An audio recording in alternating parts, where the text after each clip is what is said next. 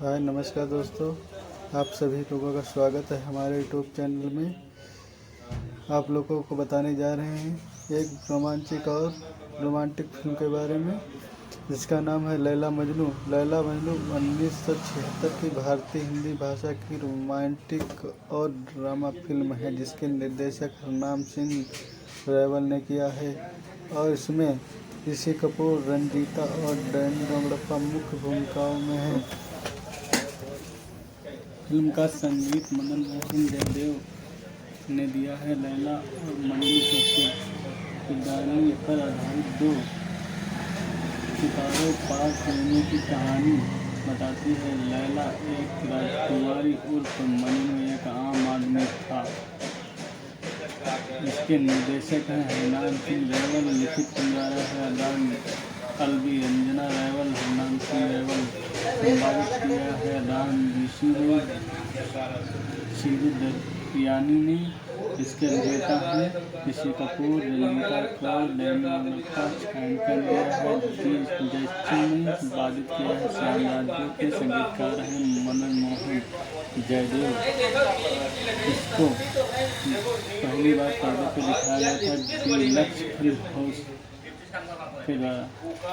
Release हुई थी या 11 नवंबर 1976 में। भारत में यह कुल 141 मिलियन बार देखी गई थी। देश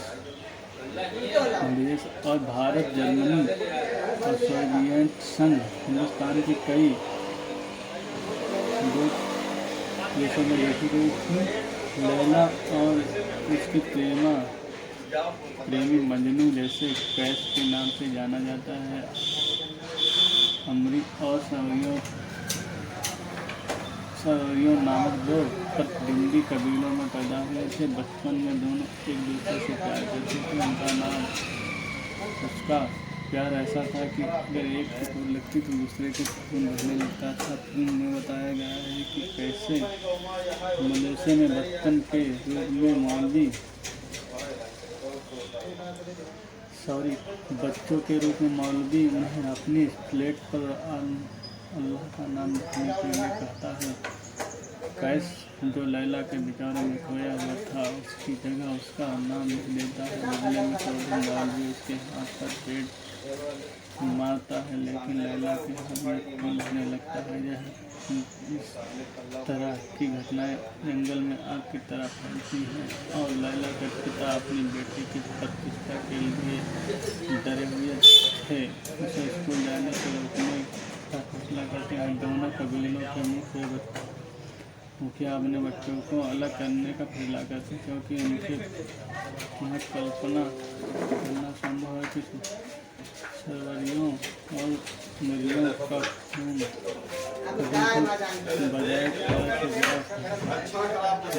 सकता है। लैला और उनका मजनू अलग जगहों पर बड़े होते हैं। इसके बाद कई सालों बाद कैश और उसके दोस्त ऊँट खरीदने के लैला के शहर में जाते हैं और दोनों प्रेमियों के फिर से मिलने का मन तैयार हो जाता है। एक दिन बाजार में एक दूसरे से मिलने और देखने प्यार हो जाता है। फिर किसी दूसरे से मिलना शुरू कर देते हैं, लेकिन खलनायक लैला के मुस्कुराए भाई तबरेज का गीत कहता है का पहले से ही के साथ झगड़ा हो चुका था। दोनों में कई बार एक दूसरे की असली पहचान नहीं जानते थे। इसके बाद भी घटनाओं में कैश के पिता तबरेज के हाथों मारे जाते हैं। बदले में कैश तबरेज को मार कर अपने पिता की हत्या का बदला कर दिया जाता है और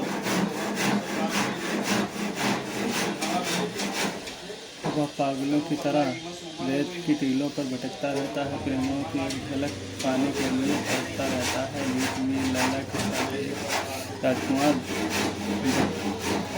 बख्शियाश डैनी के साथ कर दी जाती है। इसके लिए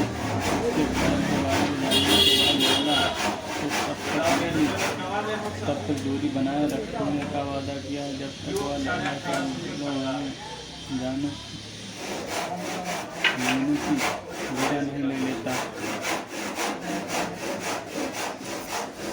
और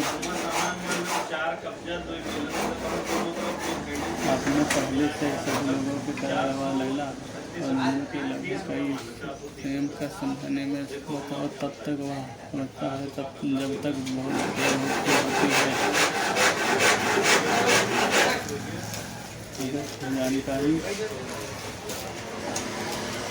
या फिल्म कलाकारों द्वारा दिखाई गई थी, जैसे मजनू कैश अलग आमिर के रूप में ऋषि कपूर, रंजीता कौर लैला के रूप में डंगरी डॉक्टर आसमान हिस्सा के रूप में इफ्तेखार अमीर, आर्या लैला के पिता के रूप में, मुमताज बेगम लैला की दादी के रूप में, लैला की माँ के रूप में, आंचल सचदेवा रानी जरीना के रूप में, गंगोली गुलबदन के रूप में, गोवर्धन इस्लामी शानदार के रूप में, कमरदीन पटेल अफराना के रूप में, राजा मुराद मस्तान के रूप में और कई किरदार हैं। अगर हमारी जानकारी अच्छी लगी है तो वीडियो को लाइक करना, सब्सक्राइब करना। तब तक के लिए नमस्कार, जय हिंद, जय भारत।